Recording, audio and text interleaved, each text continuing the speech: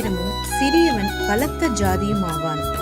கர்த்தராகிய நான் ஏற்ற காலத்தில் இதை தீவிரமாய் நடப்பிப்பேன். ஏசாயா 60:22.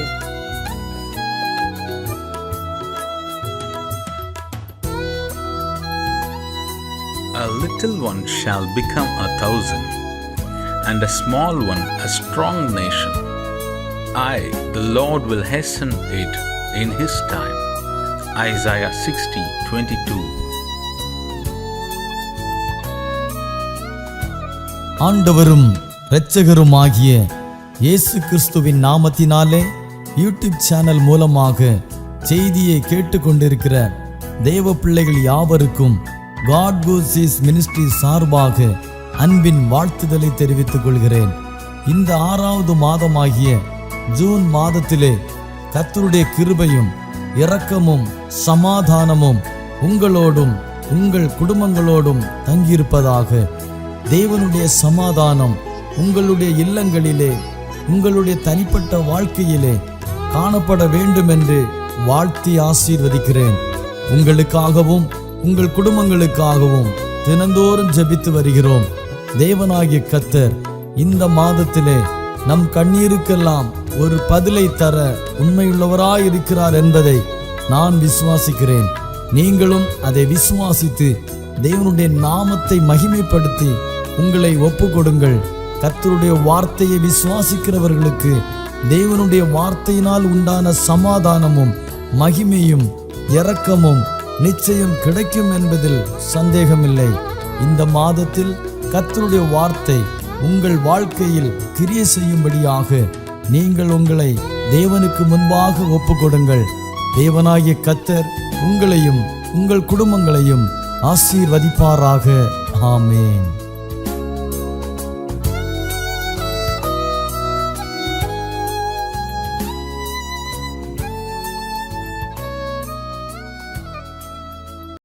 கர்த்தருடைய நாமம் மகிமைப்படுவதாக.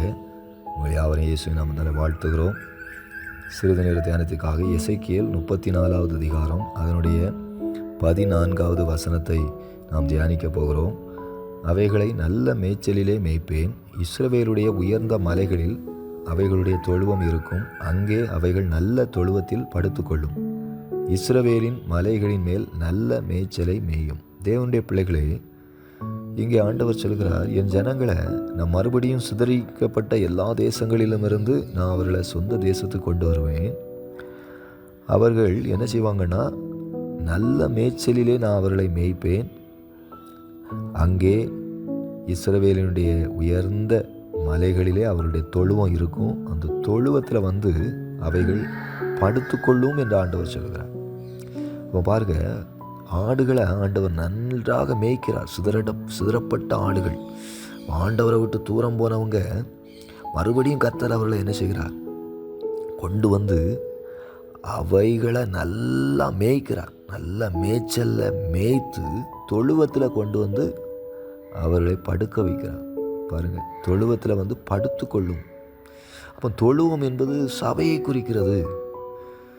நாம் படுத்து கொள்ளுகிற ஒரு இடம் உண்டு, அதுதான் சபை. படுத்து கொள்ளுகிறது என்பது தூங்குவதை அல்ல, தூங்குவதை குறிக்கவில்லை. சபை என்பது தொழுவத்திற்கு சமமாய் ஆண்டவர் சொல்கிறார். எங்கே போயோ ஒரு இடத்துல இருந்தோம், எங்கேயோ வாழ்ந்து கொண்டு இருந்தோம், ஆண்டவரை விட்டு தூரமாக இருந்தோம், சபைக்கே நம்ம வந்தது கிடையாது. ஆனால் ஆண்டவர் நம்ம என்ன செய்தார், அழகாக நடத்தி இன்றைக்கு சபையில் கொண்டு வந்து வைத்திருக்கிறார். தொழுவம் எதுக்குன்னா, ஆடு மாடுகள் படுக்கிறதுக்காக, ஓய்வெடுப்பதற்காக, இளைப்பாறுவதற்காக. ஒரு மனிதன் படுக்காமலேயே இருந்தான் என்று சொன்னால், ஒரு நாள் 2 நாள் 3 நாள் அவன் படுக்கவே இல்லை அப்படின்னா, கை கால் முதுகு இடுப்பு எல்லாம் வலி தாங்க முடியாது. அவனால் ஒரு வேலையும் செய்ய முடியாது. உடம்பே சோர்ந்து போகும். கவலையும் வேதனையும் கலக்கமும் வந்துவிடும். அப்போ ஒரு மனிதன் படுக்க வேண்டியது எவ்வளோ அவசியம் பாருங்கள். ஒரு மனிதன் படுத்தா அடுத்த நாள் அவன் காலையில் உற்சாகமாக எழும்பி தன்னுடைய வேலைகளை செய்வான். அதே போல் படுக்கிறது என்பது சபையில் வந்து தேவனுடைய மடியில் படுத்து கிடப்பது. ஒரு தாயினுடைய மடியில் ஒரு குழந்தை எப்படி படுத்து கிடக்குமோ அதே போல் தேவ சமூகத்தில் வந்து மெய் மறந்து ஆண்டவருடைய சமூகத்திலே அப்படியே உலகத்தை மறந்து அவருடைய மார்பிலே சாய்ந்திருப்பது. அந்நாள் வெகு நேரம் விண்ணப்பம் பண்ணினாள். பாருங்க, எல்லாவற்றையும் மறந்து விட்டாள். ஏலி தன்னை கவனிப்பதை கூட மறந்து விட்டாள். கண்கள் கண்ணீரால் பொங்கி வடிகிறது, இருதயத்தை ஊற்றி கொண்டு இருக்கிறாள். உலகத்தை மறந்து, எதிர்காலத்தை மறந்து, எல்லாவற்றையும் மறந்து ஆண்டவரோடு இணைந்து இருப்பது தான் படுத்து கொள்வது. அப்போ நாம் தேவ சமூகத்தில் ஒவ்வொரு நாளும் படுத்தாதான் நாம் உற்சாகமாய் செயல்பட முடியும். சரீரத்தில் பலவீனங்கள் களைப்புகள் விலகும், ஆவியில் உள்ள சோர்வுகள் விலகும். படுக்காத ஒரு மனிதனுக்கு உடம்புல எப்பொழுதும் வலியும் வேதனையும் கஷ்டமும் இருக்கிறது போல, எந்த ஒரு மனிதன் தேவ சமூகத்தில் இளைப்பாறவில்லையோ அந்த மனிதனால செயல்படவே முடியாது, கிரியை செய்யவே முடியாது. ஆகவே தொழுவம் என்பது நாம் இளைப்பாறுவதற்கு, சபை என்பது நாம் ஓய்வெடுத்து நம்மை பலப்படுத்திக் கொள்வதற்கு, தேவ மடி தேவ சமூகம் என்பது நாம் நம்மை புதுப்பித்துக் கொள்வதற்கு, புது பலனை பெற்றுக்கொள்வதற்காக. அடுத்ததாக இங்கே சொல்லப்பட்டிருக்கிறது பாருங்க, எரேமியா தீர்க்கதரிசியின் புஸ்தகம் 23வது அதிகாரத்தில் அதனுடைய 3வது வசனத்தில், நான் என் ஆடுகளில் மீதியாயிருப்பவைகளை தூரத்தில் இருந்த எல்லா தேசங்களிலும் இருந்து சேர்த்து அவைகளை திரும்ப அவைகளின் தொழுவங்களுக்கு கொண்டு வருவேன், அப்பொழுது அவைகள் பலுகி பெருகும். அப்போ தொழுவம் அடுத்தது எதற்காக ஆண்டவர் வைத்திருக்கிறார் அப்படின்னா, பலுகி பெருகுவதற்காக தொழுவம். பாருங்க, ஒரு ஆடு வனாந்தரத்தில் இருந்தால் அது பலுகி பெருகாது, அதற்கு சரியான ஆகாரம் கிடைக்காது. அதற்கு நிறைய எதிரிகள், ஓநாய்கள் உண்டு, சிங்கங்கள் உண்டு, அதை சிதறடித்து விடும், பட்சித்து விடும், அழித்து விடும்.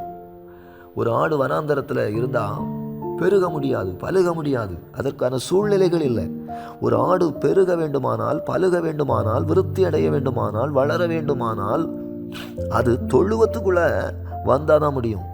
தொழுவத்துக்குள்ளே நான் கொண்டு வருவேன், அப்பொழுது அவைகள் பலுகி பெருகும்.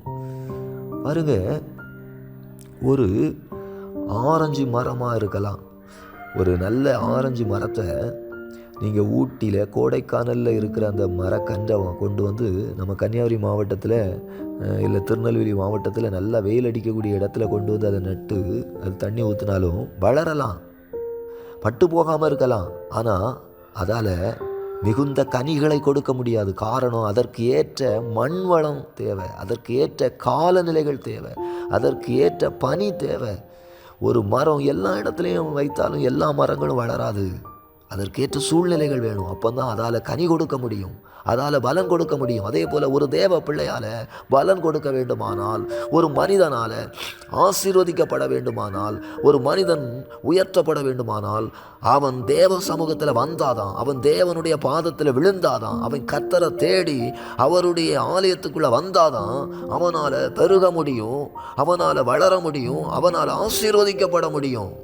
உலகத்தில் இருக்குண்டா ஆசீர்வாதம் வராது. தேவனுடைய பிள்ளையே, தேவ சமூகத்தில் ஆண்டவர் எதற்காக கொண்டு வந்து சேர்க்கிறார் என்றால், நம்மை பெருக வைப்பதற்காக, நம்மை பலுக வைப்பதற்காக, நம்மை ஆசீர்வதிப்பதற்காக. அடுத்ததாக பாருங்க, லூக்கா எழுதின சுவிசேஷம் 13வது அதிகாரம் 15வது வசனத்தில், உங்களில் எவனும் ஒரு ஓய்வு நாளில் தன் எருதையாவது தன் கழுதையாவது தொழுவத்திலிருந்து அவிழ்த்து கொண்டு போய் அதற்கு தண்ணீர் காட்டுகிறது இல்லையா? இந்த கர்த்தர் சொல்லுகிறார் பாருங்க, எருதையோ கழுதையோ தொழுவத்திலிருந்து நீங்கள் அவிழ்த்து கொண்டு போய் அதை தண்ணீர் காட்ட மாட்டீங்களா?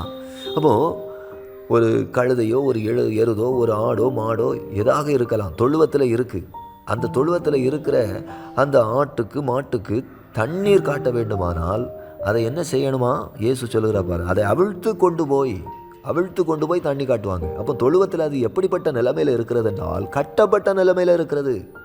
அப்போது கட்டப்பட்ட ஒரு நிலைமையில் இருக்கிறது என்றால், அதை அவிழ்க்கிற ஒரு எஜமான் இருக்கிறார், அதை கட்டுகிற ஒரு எஜமான் இருக்கிறார், அதற்கு தண்ணீர் காட்டுகிற ஒரு எஜமான் இருக்கிறார்.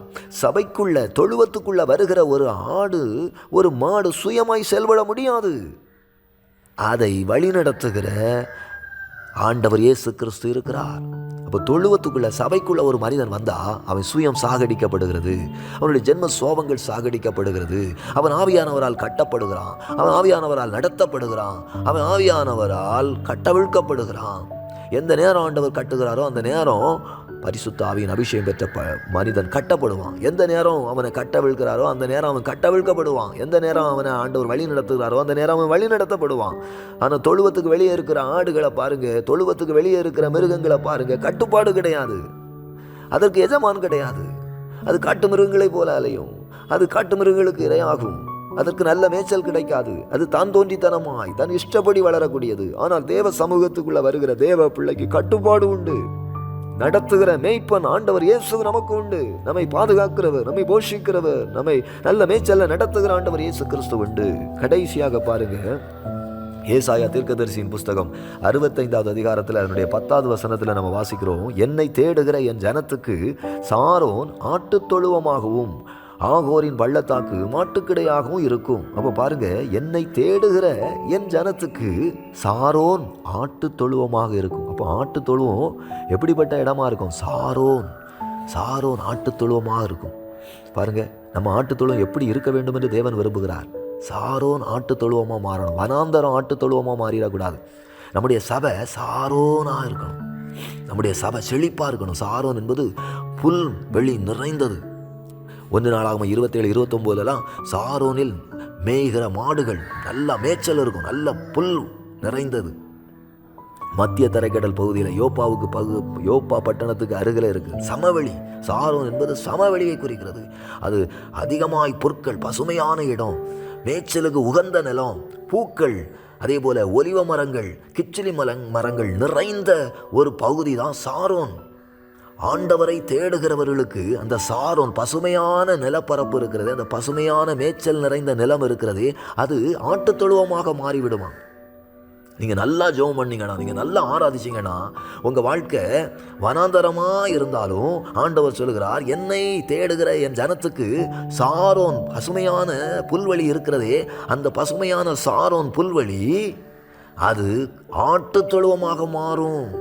தேவனுடைய பிள்ளைகளை ஜெபம் பண்ணாமல் போயிட்டீங்கன்னா நம்முடைய சபை இருக்கிறதே வனாந்தரமாக மாறி போயிடும். நம்முடைய சபை என்கிற ஆட்டு தொழுவம் இருக்கிறதே அது பாலை நிலமாய் மாறி போயிடும். ஆனால் ஆண்டவரை முழு இருதயத்தோடு தேடுவோமானால், உத்தம இருதயத்தோடு கர்த்தரை தேடுவோமானால், நம்முடைய சபை வனாந்தரமாய் இருந்தாலும் அது சாரோனை போல மாறும் என்று தேவனாகிய கர்த்தர் சொல்லுகிறார். உங்களுடைய வீடு ஒரு வனாந்தரமாய் இருந்தாலும் நீங்கள் ஆண்டவரை முழு இருதயத்தோடு முழு வலிமையோடு சோர்ந்து போகாமல் இடைவிடாமல் எப்பொழுதும் கர்த்தரை தேடுவீர்களானால் உங்களுடைய வீடு ஒரு பசுமை நிறைந்த மேய்ச்சல் நிறைந்த ஒரு சாரோனாய் மாறும் என்று கர்த்தர் சொல்லுகிறார். ஜெபிப்போமா? ஆண்டவரே, எங்களை தாழ்த்துகிறோம், உங்களுடைய கரத்திலே ஒப்புக் கொடுக்கிறோம். ஆண்டவரே, எங்களோடு நீர் பேசினீரே, உங்களுடைய வார்த்தையின்படி எங்களை ஆசீர்வதியும், தொடர்ந்து வழி நடத்தும், காத்துக்கொள்ளும். இயேசுவின் நாமத்தில் ஜெபிக்கிறோம் நல்ல பிதாவே, ஆமென்.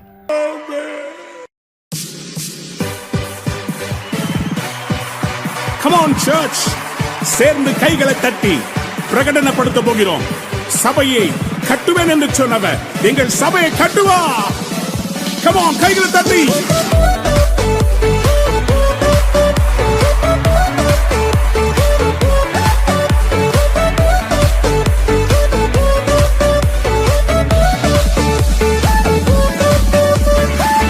கல்லின் மேல் என் சபையை கட்டுவேன், பாதாளத்தின் வாசல் அதை மேற்கொள்ளாதே.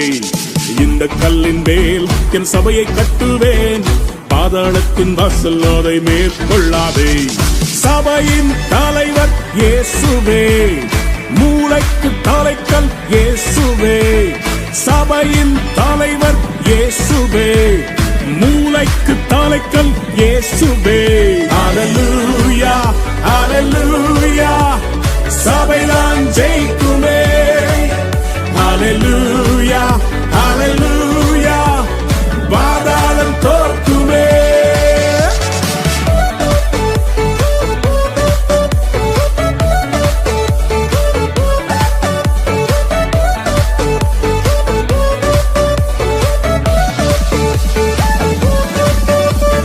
ரத்தம் சிந்தி மீட்கப்பட்ட சபை இதுவே, சுத்தம் பெற கிறிஸ்து தந்த ஸ்தலம் இதுவே. ரத்தம் சிந்தி மீட்கப்பட்ட சபை இதுவே, சுத்தம் பெற கிறிஸ்து தந்த ஸ்தலம் இதுவே. சபைகளில் நிலை நாட்டினி, புது மனிதனாய் என்னை மாற்றினி, வாழ்க்கையை செழிப்பாக்கினி, கிருபையால் உயர்த்தினீர். இந்த கல்லின் மேல் என் சபையை கட்டுவேன், பாதாளத்தின் வாசல் அதை மேற்கொள்ளாதே. இந்த கல்லின் மேல் என் சபையை கட்டுவேன், பாதாளத்தின் வாசல் அதை மேற்கொள்ளாதே.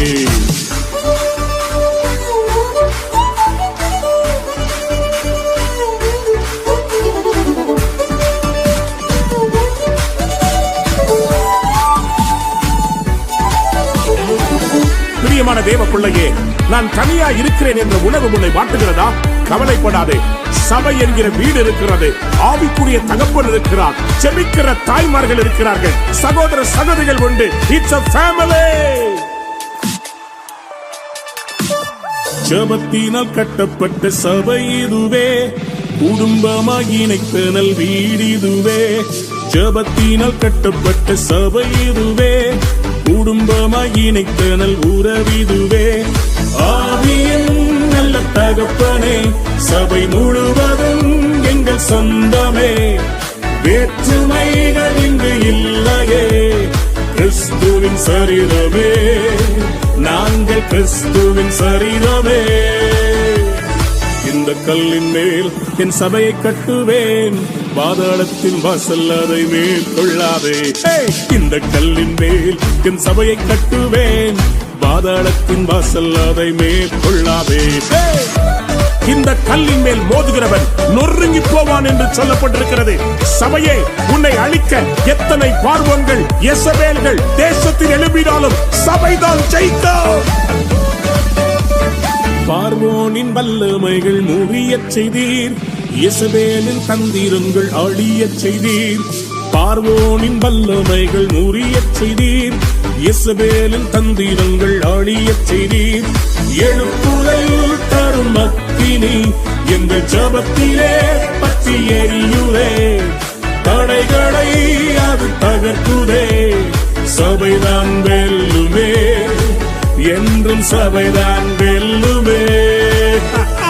இந்த கல்லின் மேல் என் சபையை கட்டுவேன், பாதாளத்தின் வாசல் அதை மேற்கொள்ளாதே.